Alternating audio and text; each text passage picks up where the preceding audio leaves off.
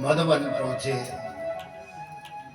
भगवान सुधाम जा चुके हैं और विदुर और उद्धव जी का संवाद होता है।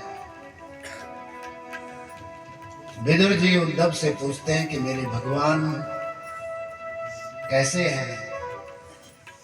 उद्धव जी की आंखों में आंसू हैं और कह रहे हैं कि हे विदुर जी,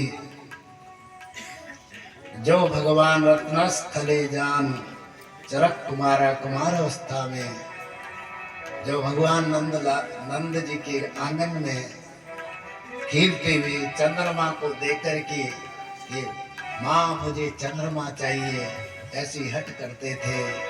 गोपियों के साथ में जिन्होंने रास लीला रचाई, दुष्टों का मर्दन किया, धर्म का संस्थापन किया, आज वो भगवान सुधाम चले गए हैं। ये सब हुआ। उसके बाद विदुर जी ने, उद्धव जी ने विदुर जी से कहा कि विदुर, मैं तो भगवान की ये खड़ाऊ मुझे दी है, मैं बद्री नारायण जा रहा हूँ और आप यहाँ से चल करके हरिद्वार में मैत्री जी आश्रम है, वहाँ जा करके भगवान की हरि चर्चा आप करेंगे। तो विदुर और मैत्री जी का संवाद गंगा के तट पर होता है। विदुर जी मैत्री जी से पूछते हैं कि संसार में सब लोग सुख के लिए कर्म करते हैं। ये जो सारा कर्म है हमारा, मकान बनाते हैं, नौकरी पे जाते हैं, महाराज जमीन लेते हैं, खेती बाड़ी करते हैं, गौ पालन करते हैं, भैंस पालन करते हैं, नौकरी करते हैं, सब किसके लिए है? सुख प्राप्त हो। लेकिन विन्दते भूय तद एव दुःखम सुखानि कर्माणि करोति लोके। इस लोक में सब सुख के लिए भाग रहे हैं, लेकिन अंत तो गत्वा हाथ तो दुख ही लगता है।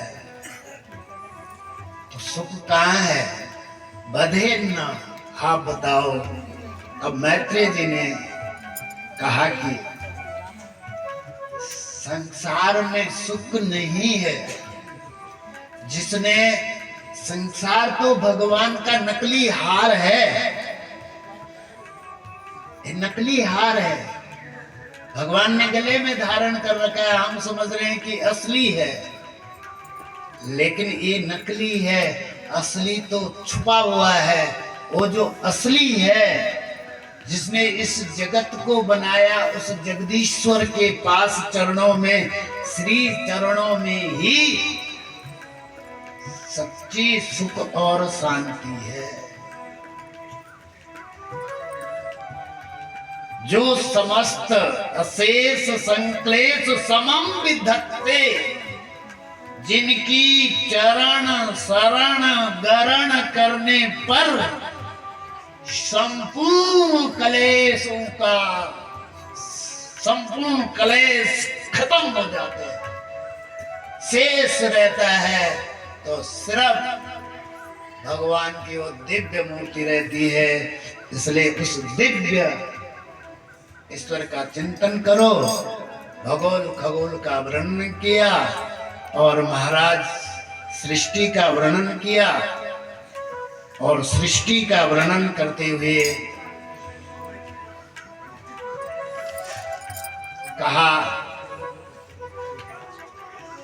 कि भगवान क्षीर सागर में ध्यान किया, नाभि से कमल हुआ, कमल में ब्रह्मा जी हुए, ब्रह्मा जी ने तप किया, भगवान ने चतुश्लोकी भागवत सुनाई, संपूर्ण सृष्टि का कर्म सुनाया कि पृथ्वी, जल, तेज, वायु, आकाश, महातत्व और तमोगुण, रजोगुण, सत्वगुण, इससे सृष्टि का निर्माण हुआ।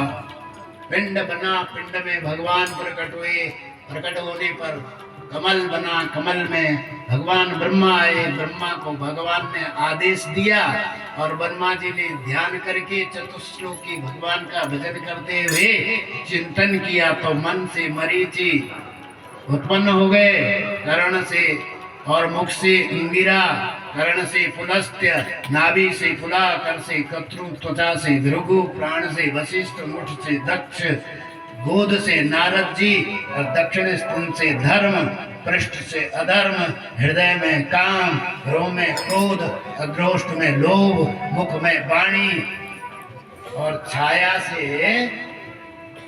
सरस्वती, छाया से कर्दम की उत्पत्ति हुई।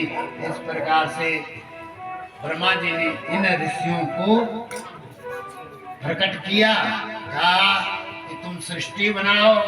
इन्होंने कहा प्रकृति है नहीं, सृष्टि कहाँ बनेगी। अब ब्रह्मा जी ने ध्यान किया, ध्यान करने पर ब्रह्मा जी के बाएं अंग से सतरूपा, दाहिने अंग से मनु प्रकट हो गए और मनु सतरूपा की संताने दो पुत्र हुए, प्रियव्रत उत्तानपादो, त्रिस्कन्याश्च भारतः, आकुति देवहूतिश्च, प्रसूतिरिति सत्रम।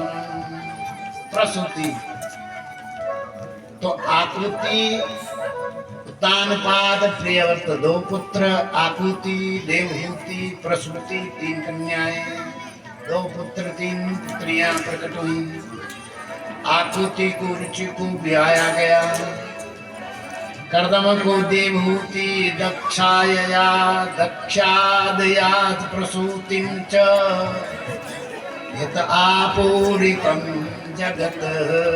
दक्ष को प्रसूति दी गई और इस प्रकार से सारे जगत में प्रोत हुआ। यहाँ ब्रह्मा भगवान उत्पन्न हुए, नासिक